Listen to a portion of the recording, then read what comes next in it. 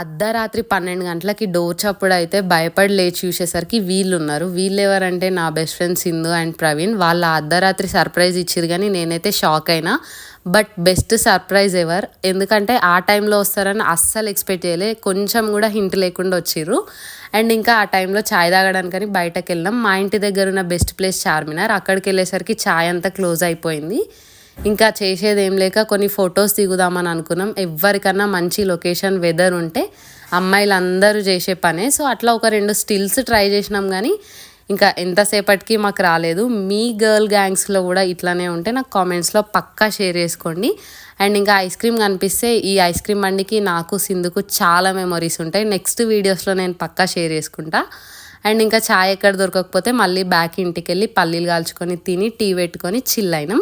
Next day మేము వాళ్ళ ఇంటికి వెళ్ళినాం అన్నమాట. ఏం చేసినామో ఎట్లున్నామో అనేది చూడడానికి లైక్, షేర్ అండ్ సబ్స్క్రైబ్.